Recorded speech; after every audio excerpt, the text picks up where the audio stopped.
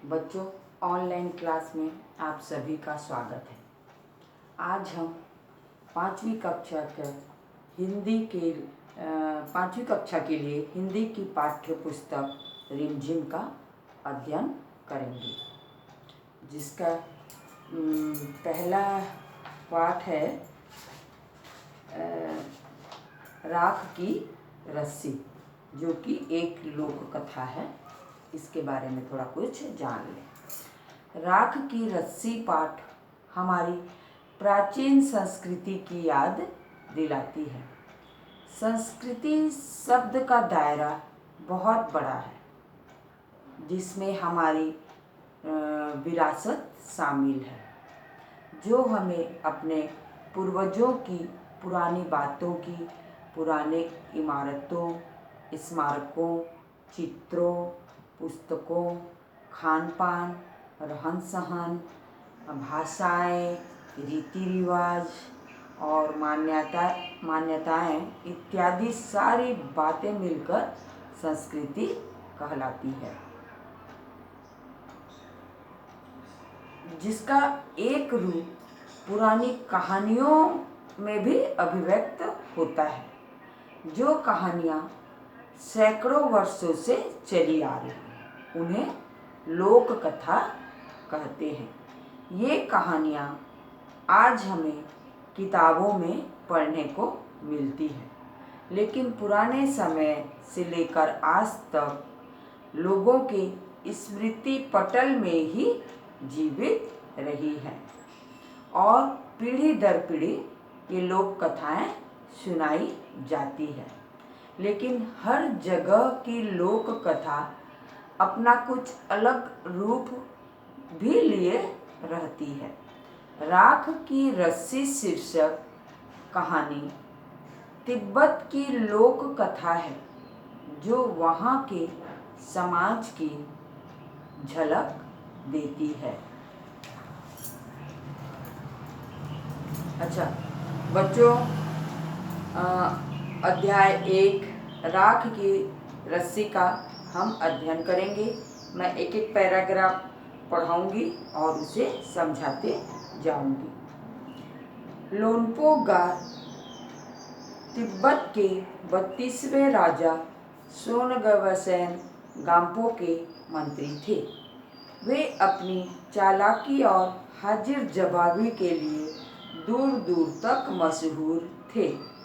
कोई उनके सामने टिकता ना था। चैन से जिंदगी चल रही थी, मगर जब से उनका बेटा बड़ा हुआ था, उनके लिए चिंता का विषय बना हुआ था। कारण यह था कि वह बहुत भोला था। होशियारी उसे छू कर भी नहीं गई थी। लोन्पो गार ने सोचा, मेरा बेटा बहुत सीधा साधा है, मेरे बाद इसका काम कैसे चलेगा।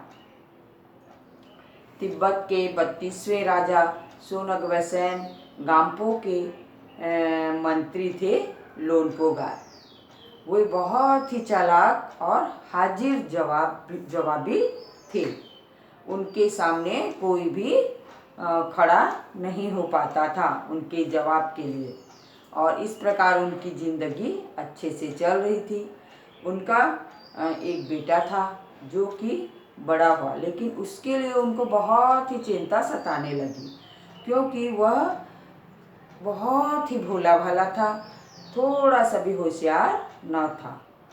और वो सोचने लगे कि मेरे बाद इसका काम कैसे चलेगा। एक दिन लोन्पो गार ने अपने बेटे को 100 भेड़ें देते हुए कहा, तुम इन्हें लेकर शहर जाओ, मगर इन्हें मारना या बेचना नहीं। इन्हें वापस लाना 100 जौ के बोरों के साथ, वरना मैं तुम्हें घर में नहीं घुसने दूंगा। इसके बाद उन्होंने बेटे को शहर की तरफ रवाना किया। एक दिन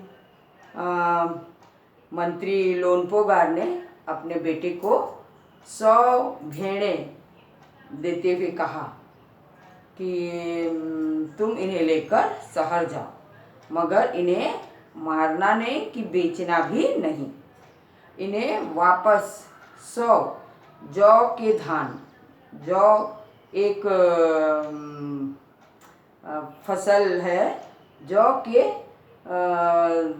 धान के बोरों के साथ उसको वापस लेके आना, नहीं तो मैं तुम्हें घर के अंदर आने नहीं दूंगा। यह कहकर वह अपने बेटे को शहर की ओर रवाना किया। लोनपोगार का बेटा शहर पहुंच गया, मगर इतने बोरे जौ खरीदने के लिए उसके पास रुपये ही कहाँ थे। वह इस समस्या पर सोचने विचारने के लिए सड़क किनारे बैठ गया, मगर कोई हल उसकी समझ में ही नहीं आ रहा था। वह बहुत दुखी था। तभी एक लड़की उसके सामने आ खड़ी हुई। क्या बात है, तुम इतने दुखी क्यों हो? लोनपोगार के बेटे ने अपना हाल कह सुनाया। इसमें इतना दुखी होने की कोई बात नहीं, मैं इसका हल निकाल देती हूँ। इतना कहकर लड़की ने भेड़ों के बाल उतारे और उन्हें बाजार में बेच दिया। जो रुपये मिले उनसे जौ के 100 बोरे खरीद कर उसे घर वापस भेज दिया। इस तरह लोनपोगार का बेटा शहर पहुंच गया, पर वह वहाँ पर सोचने लगा कि मैं इसे 100 जौ के बोरे कैसे करूँगा। उसके पास तो रुपये ही नहीं है, और वह सड़क के किनारे बैठकर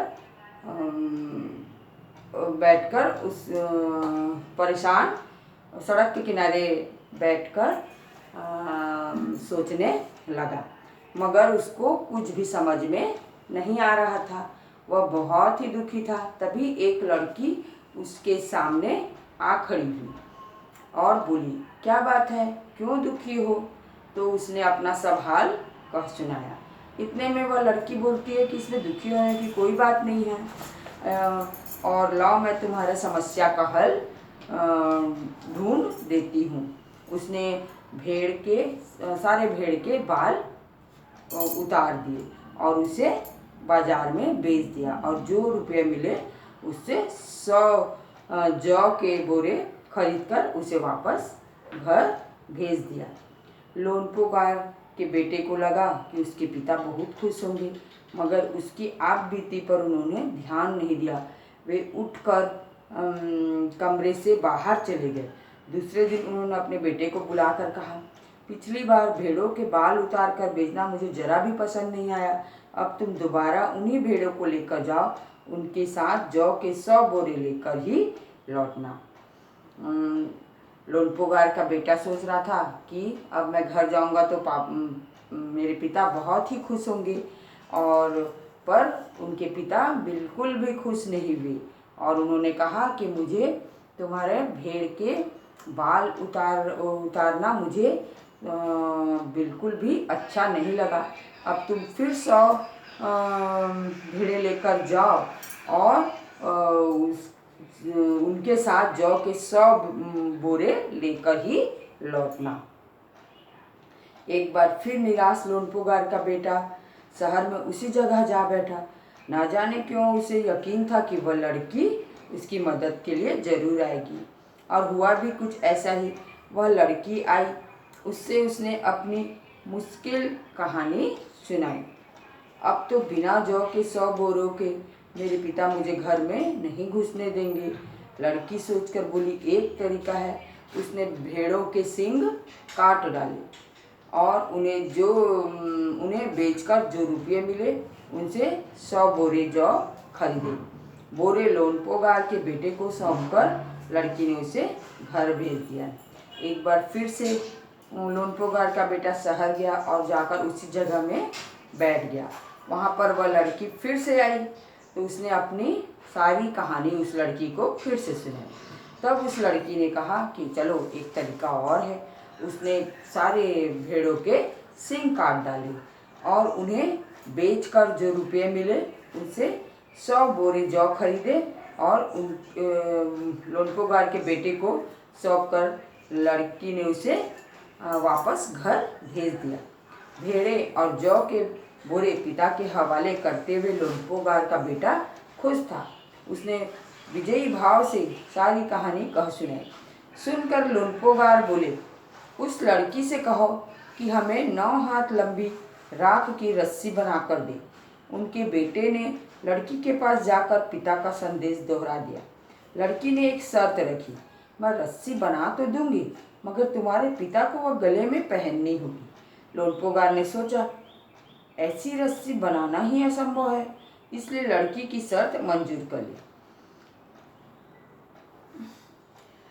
इस तरह वह वापस लेकर आया लोन्पोगार का बेटा, जो भेड़े और जौ के बोरे पिता को दे दिया और अपनी सारी कहानी अपने पिता को वह कह सुनाई। तो तब लोन्पोगार ने कहा कि जाकर तुम उस लड़की से कहो कि हमें 9 हाथ लंबी राख की रस्सी बना कर दे। उनके बेटे ने लड़की के पास जाकर पिता का यह संदेश दोहरा दिया।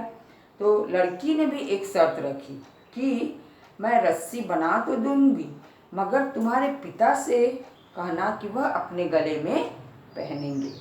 लोन्पोगार ने सोचा, ऐसी रस्सी बनाना तो असंभव है। फिर उसने लड़की की शर्त को मंजूर कर ली। अगले दिन लड़की ने 9 हाथ लंबी रस्सी ली, उसे पत्थर के सिल पर रखा और जला दिया। रस्सी जल गई, मगर रस्सी के आकार की राख बच गई। इसे वह सिल समेत लोन्पोगार के पास ले गई और उसे पहनने के लिए कहा। लोन्पोगार रस्सी देखकर चकित रह गए। वे जानते थे कि राख की रस्सी को गले में पहनना तो दूर, उठाना भी मुश्किल है। हाथ लगाते ही वह टूट जाएगी। लड़की की समझदारी के सामने उनकी अपनी चालाकी धरी रह गई। बिना वक्त गंवाए लोन्पोगार ने अपने बेटे की शादी का प्रस्ताव लड़की के सामने रख दिया। धूमधाम से उन दोनों की शादी हो गई।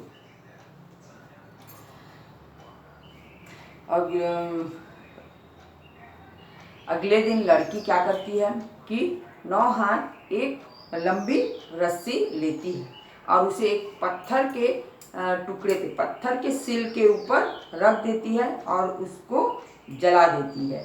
तो रस्सी जल जाने के बाद उसी आकार में वहाँ पे राख हो गया।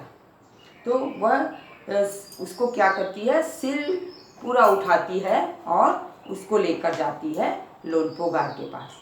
तो लोन्पोगार यह देखकर चकित हो गए और उन्होंने कहा कि अरे, इसे तो पहनना तो दूर की बात, इसे उठाना भी मुश्किल है और हाथ लगाते ही यह टूट जाएगी।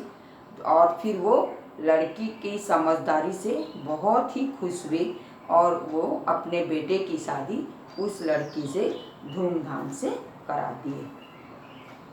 आज के लिए ये पाठ समाप्त होता है। धन्यवाद।